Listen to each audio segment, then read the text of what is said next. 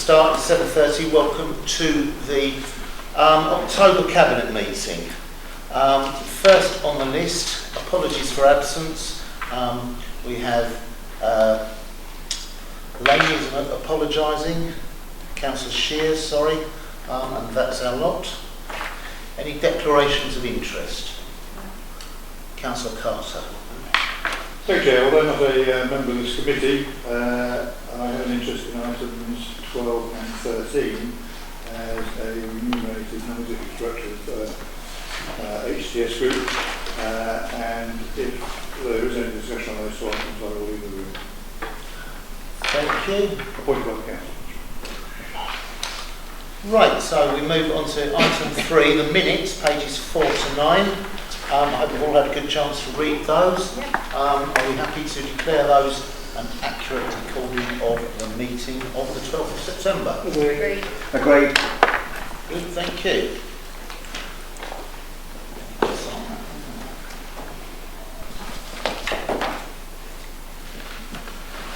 So, any matters arising? None. There are no written questions from the public. There are no written questions from the councillors. We move swiftly on to 7. There are no petitions. And we move on to the forward plan, pages 10 to 22. I'd just like to, Cabinet, draw your attention to a couple of things in the forward plan. I'll just give me time to find my page.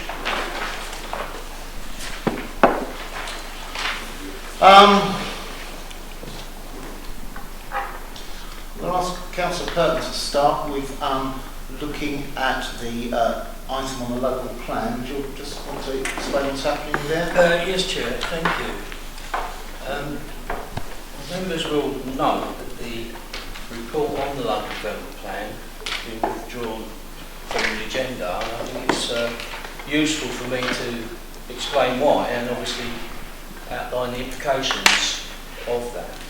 First of all, we were aware, the report that was supposed to come to tonight's meeting explained that we would not have had by tonight and have not had the report from the inspector on containing the main modifications that he's proposing to the local plan, none of which, by the way, cause us any significant problems.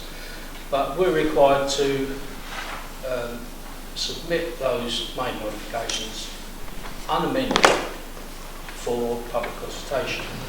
We proposed in the report that we could do that.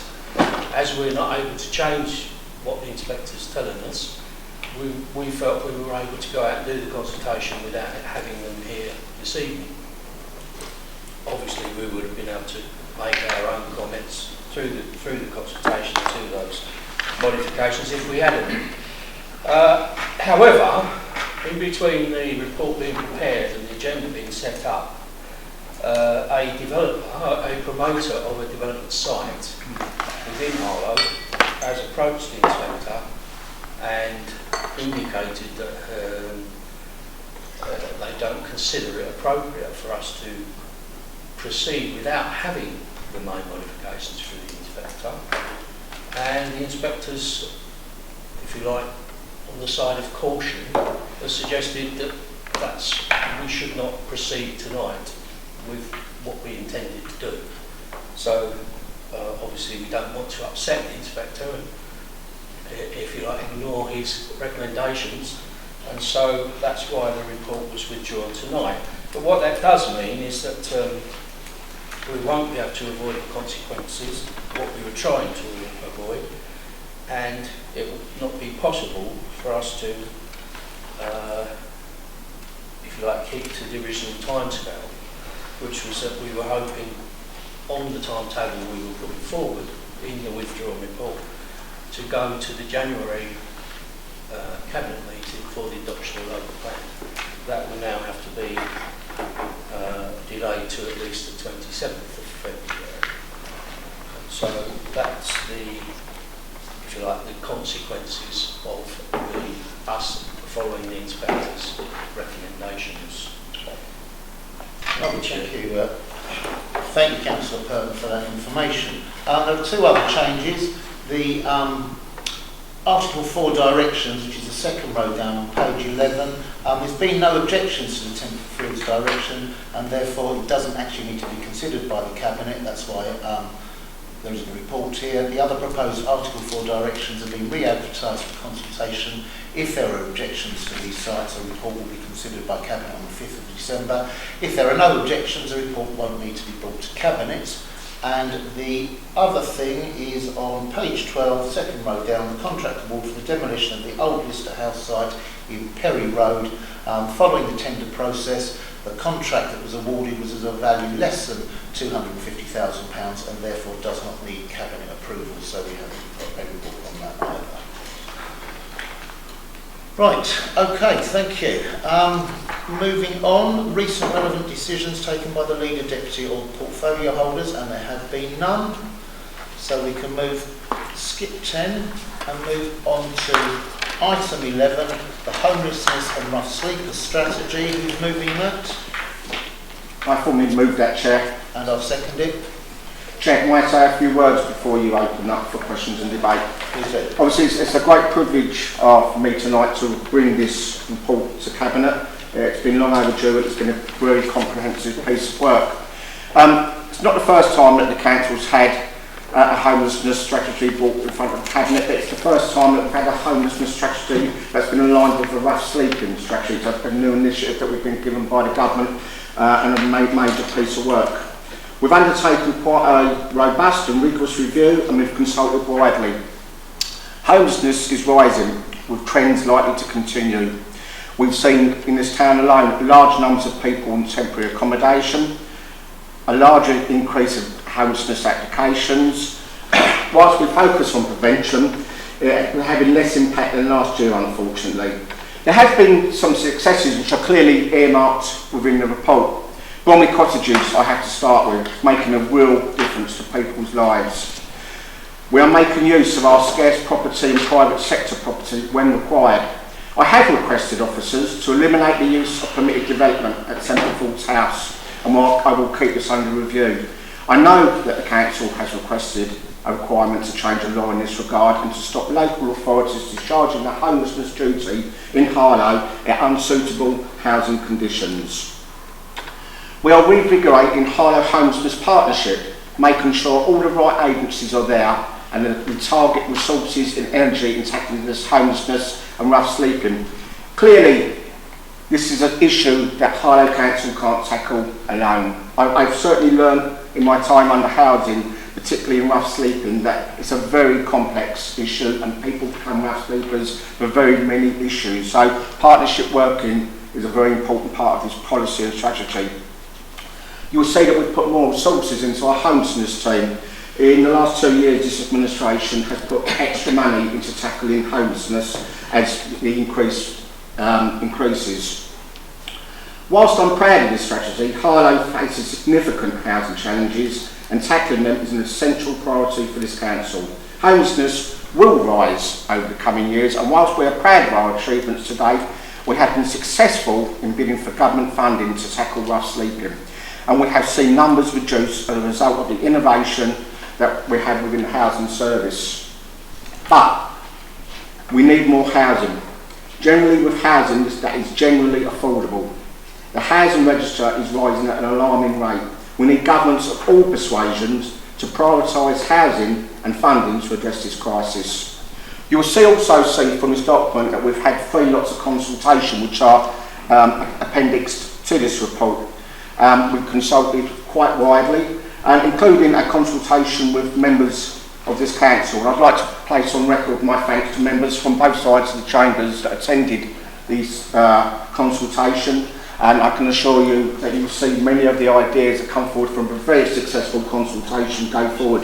We also consulted with users of these facilities. We also consulted with all our partners. It was a very rigorous piece of information. We are fortunate to work with local partners, for example Streets to Homes, who share our commitment to preventing homelessness and rough sleeping, and we thank each of our colleagues as we could not achieve the success we have already without them. I noticed that we have Kerry Eastman here tonight from Streets to Homes, who's played a major part of this strategy and played a major part in this town in helping us remove rough sleeping and homelessness from the streets. I'm very pleased to endorse this policy and strategy, knowing that it addresses significant challenges that we face, the resource constraint, and focusing strongly on partnership working. Finally, Chair, I'd like to thank the officers, Cara in particular, and her team that have put in a tremendous amount of work into this over the last year or so. It's a very comprehensive document on a very important subject, and I'd like to place on record my thanks to all the officers and Cara's team that has put this really good art all together. Thank you, Chair. Thank you. Any questions? Thank you. Any questions? Councillor Carter. Thank you. Just a couple on, and I will be making some comments afterwards. I have given notice of these questions. The first one is concerns a comment on paragraph 17 of the government report. It's something to which Councillor Wilkinson has already alluded to. But it's why we place people in Templefield's house. Is there nowhere better that we could use? And how long do our residents have to stay there? Thank you. I think Councillor Carter's question is a very relevant question. Obviously, with pressures put within this council on temporary accommodation, we have to see what's used. Consideration is given to space, design, facilities and location. Due to the ongoing increase in local housing need and the acute shortage of suitable housing, the council have currently used a small number of units within Templefield's house. The council is reviewing this at the moment, and as you will see, I've already stated that we've asked officers to stop using Templefield's house as temporary accommodation. We're hoping to do that in under 2 years, but I do stress we're hoping to do that a lot sooner than that. But within 2 years, we certainly will make a commitment to stop using Templefield's house. Due to the changes in the homelessness legislation, and in particular Homelessness Reduction Act, and the new duties imposed on local authorities and the qualifying conditions of the allocations policy, we no longer have an average time for an applicant to be raised in temporary accommodation. Whilst I do certainly agree, I think, around the table about the use of permitted development, it is also worth noting that we have not discharged our duties towards the people that we have placed in the permitted development, unlike the London authorities have. Thank you. Thank you for the comprehensive reply. Just as a sort of detailed question on page 38 of the agenda, there's a table there on the main causes of homelessness. And it always worries me when there's a sudden rise in the other category in 1819. I'm wondering if there's some explanation for that. Thank you. Since the introduction of the Homelessness Reduction Act 2017, the Council had to invest in a new homelessness IT system. It has taken some time to embed the new system and develop the software to ensure that additional reasons for homelessness were included in the software, which was being fully developed. Other than the main reasons for homelessness, all other reasons are documented within the reasons category. For the year 1920, we are aiming to ensure that all reasons are broken down and reported specifically, rather than listing reasons for homelessness as other. Thank you much. Any other questions? Anybody want to make some comments? Councillor Charles. Thank you, Chair. I welcome this homelessness strategy, and I have a few comments I want to make about the general principles and some of the issues that all councillors face in their duties when they come up against difficult situations, particularly casework, where someone is in a position, perhaps a crisis at home, where they are unfortunately placed in a homelessness position. I have two particular cases that stick out to me in Old Harlow, where one individual, it was literally the final week of the Christmas period, was homeless in the freezing cold and called me in desperation because they hadn't been able to get through to the council. And I'm not passing blame onto the council or anything like that, but what I reflect on that case when we eventually did get through to the council is that we always need to be mindful of watching out for where we have these cases, particularly in winter months when it's very, very cold, that we're able to identify these individuals that may be vulnerable to homelessness and be in a position where we can respond rapidly to support them. And I'm sure that all councillors would recognise that. The second case that sticks out to me in particular is when you have individuals who are very sadly suffering a mental health crisis. And in that situation, where they are homeless and perhaps agencies have struggled to manage their behaviours and they feel that they've got nowhere else to turn, the types of interventions that the council in support of other agencies to actually manage and support those individuals is really vital as a community leader. And we should always be mindful of that where we have individuals who very sadly are in that situation. And I know that that is reflected in this strategy, but I just wanted to reflect on that because there are two individual cases I've dealt with in Old Harlow, as I'm sure other councillors have, where this has come up. But more broadly than that, I think that there needs to be a very clear pathway, particularly when I have worked with a particular church on their homeless project, which I've done for a number of years now. Those individuals that are who do have certain mental health issues or other health-related problems that have contributed to their homelessness, that we have a pathway, a very clear and distinct pathway where we can try and help them as much as we can to re-enter society, if I can use that sort of language. I know that it is referred to in this strategy, but it has to be crystal clear between not just the council but other agencies in order that we can achieve that. I'd also like to pay tribute to Kerry Eastman, who, as everyone knows, does a fantastic job for this town and the charity itself that empowers individuals where it can to change their life course and see a different path for them. And it's a celebration of Kerry and her team that they've been able to change many lives in this town, and we should always recognise that. But I would also just pay tribute to the churches who I've worked with, and I know that other councillors and former councillors have continue to do so, because they are there in the winter months supporting those individuals and offering them somewhere to stay. And that is a credit to our town, it's a credit to civic society more generally, and that's why I principally support the main and key features of this homelessness strategy. Thank you, Chair. Councillor Carter. Thank you, Chair. Councillor Wilkinson has probably sort of taken away a number of things I was going to say, and I fully support I think almost everything he said. It is a very comprehensive, well-presented report, well-researched, well laid out, and easy to understand. And on top of the thanks to the team, I'd also like to thank Amanda Lucas, our design team, for the graphics that she's put in there.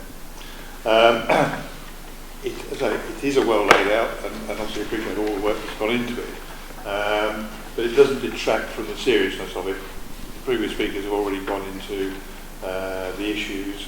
The council and its partners, especially Streets to Homes, have been working hard and well together to deliver the solutions that the people require.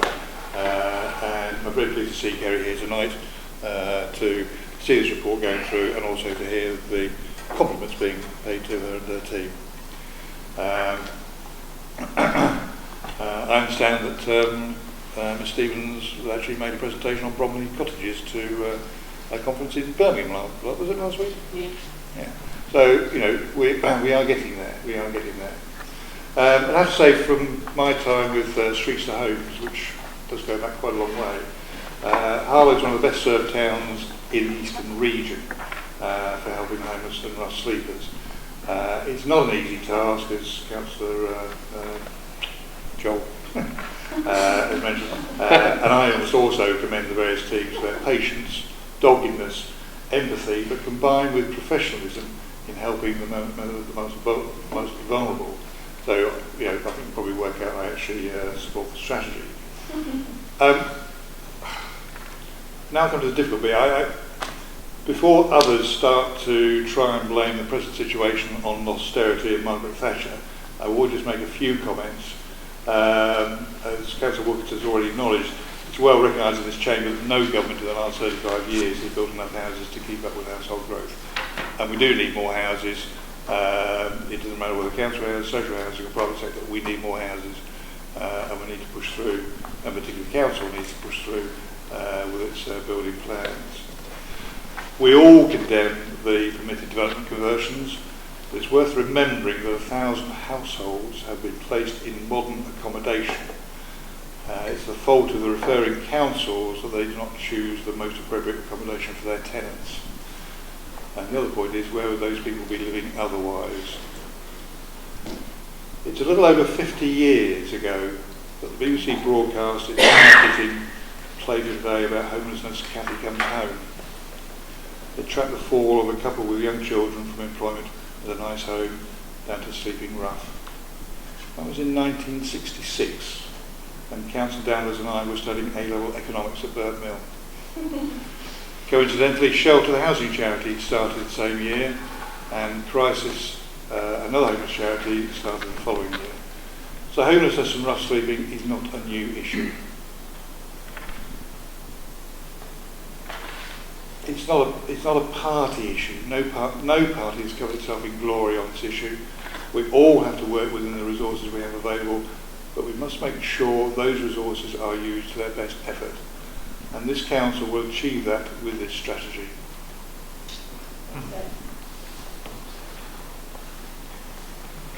Any other comments? So much, no one else has got any more comments. Okay, first of all, I'd like, if Cara wants to supplement any of my comments, obviously she has more detail than I do, but there was some really interesting comments there by both Councillor Charles. It's quite interesting, Councillor Charles rightly mentions about people in the cold, and it's a very subject close to my heart, but I think it's worth us remembering and singing from the rooftop that we have a severe weather protocol in this council that actually last year we extended to 4 months. And an issue that I know I've taken up with the leader of the council, and he's taken it further. I think it's worth noting that we're the only local authority in Essex that has a severe weather protocol, and that is quite a shame for many authorities in this county, and I think it's something we need to look at. I think Councillor Charles is also quite correct to talk about mental health.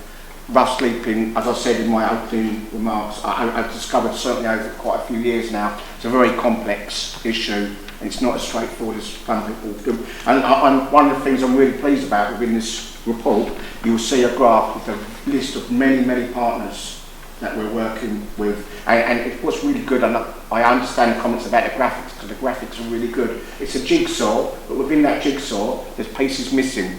But that it's a never evolving jigsaw. At a later stage, we can add another piece of that jigsaw with another partner. And that's quite important in this document. It's a working document and we need to make progress on it.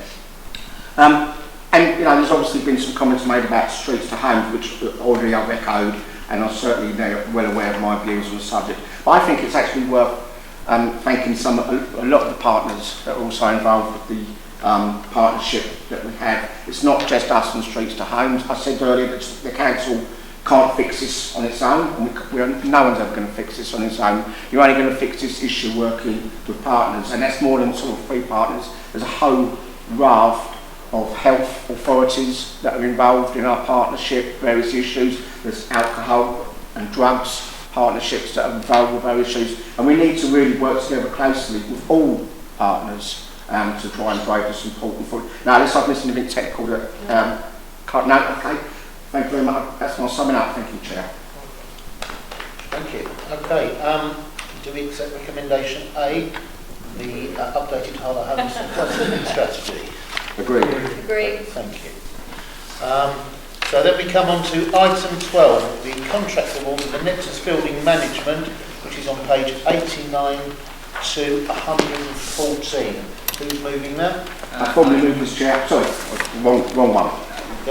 It's your way, I'm next. I'm happy to propose 2 recommendations that are on page 89, and I'd just like to take the opportunity, once it's seconded, just to give some clarification on them. And I'll second it.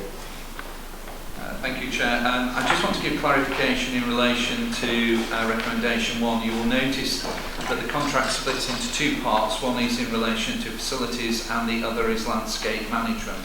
The facilities also breaks down into 2 parts, which is the day-to-day cleanliness of the building, but also we are going to award HTS the opportunity to manage the facilities, the electrics, the lifts and other activities over these ones.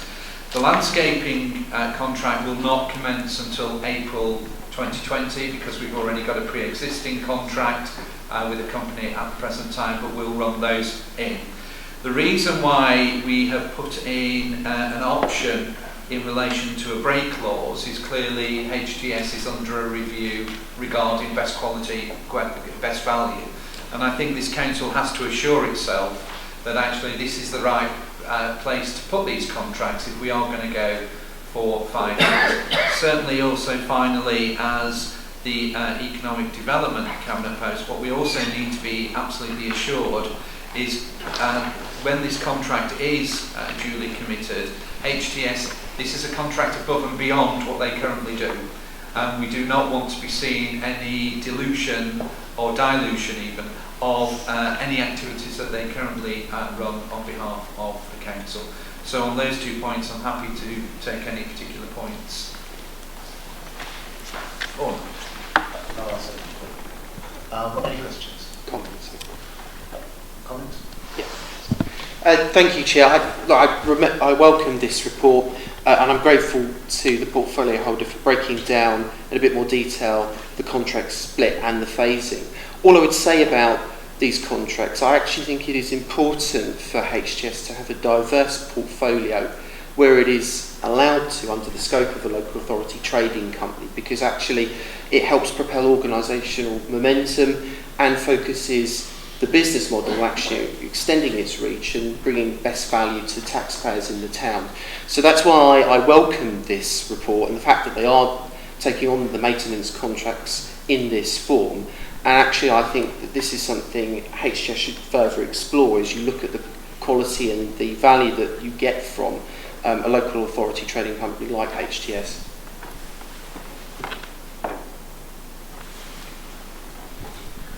I welcome the report because, of course, under the contract, it is also in HTS's best options to show how successful they are, because even though they are our company, there is the scope for alternative contracts to be sought within a very fine parameter. So actually, it's a win-win, success, but we have to be absolutely ensure now we are entering into this contract that we get the absolute best value from this organisation and that they actually get the best momentum they possibly can.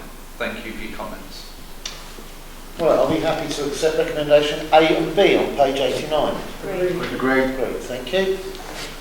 And we move on to item 13, the HTS Property and Environment Limited Contract Award for 2-year programme for compliance, garage aids and adaptations. That's on pages 115. Who's moving that? I am. And This time, thank you very much. Well, I've refused them. Are you seconding it? I'll second it. Thank you. Councillor Wilkins, do you want to say anything on No, that? I'm fine. Happy to go to questions and comments. Questions? Comments? Councillor Johnson? Thank you very much, Chair. Just to say we also welcome this report tonight. There's an outbreak of congeniality around the chamber. Particularly, I'd like to mention the 2-year contract period, and I know the comment in paragraph 5 that talks about allowing for improved programme delivery and reducing the number of carryovers. I think it's a good idea to be moving this to a 2-year programme rather than a 1, and we welcome that. Welcome those comments. Okey-doke. Then are we happy to accept recommendation A and B on page 115? Agreed. Good. If somebody would go and get Councillor Carter. And we move on to item 14, communications from committees, working groups, parties and panels. Now then, in the absence of Councillor Shears, I'll move that. I'll second it. The recommendation adds a standing item on the overview working group's work plan to the agenda of the regular meetings between Cabinet and senior managers. This will mean that the working group's work plan is reviewed more frequently and give it a more constant work flow. It will be an interim measure whilst the Scrutiny Committee carries out a review of the Council's overview and scrutiny functions. I look forward to seeing the outcome of this review and any further changes they recommend, and this seems to me like eminently good sense. Any questions? Any comments? Councillor Johnson? Just to mention, Chair, that this obviously had the support of the opposition group at the Scrutiny Committee, and will have our continued support and involvement once the working party is set up. Thank you. In which case, are we happy to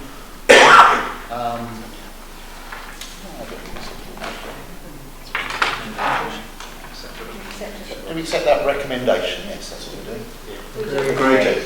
Thank you. It's on the wrong page. There are minutes from the Housing Standards Board, two from the Housing Standards Board, one from Harlow Local Highways Panel, and one from the Housing Standards Board. I intend to take those en bloc, unless anybody significantly wants to pull in, tease anything out. Do we note those minutes? Thank you. And there is no matters. Sorry, Chair, you did specifically mention the highways panel. Oh, I think I did. But, Did you? Well, I apologise. I was waiting for it to come up. Do you want to say something about Highways Panel? Yes, Chair. I just wanted to point out that attached to the minutes of the Highways Panel are the documents that were part of a presentation given by Essex County Council on the major schemes in Harlow, and I think it's worth noting that we're moving from the rather large scale or rather vague details of schemes. In these drawings we're moving on to specific proposals, physical proposals, which I wouldn't want anybody to think that we actually have endorsed them, even though they were reported to the panel. Some of the proposals we don't think are aspirational enough, and we are having those continuing discussions. I just wanted to make that point, so that if we note this report, we're not passing over the fact that the report, the documentation that was included in the major schemes update from the Essex County Council are not accepted by us at the present time.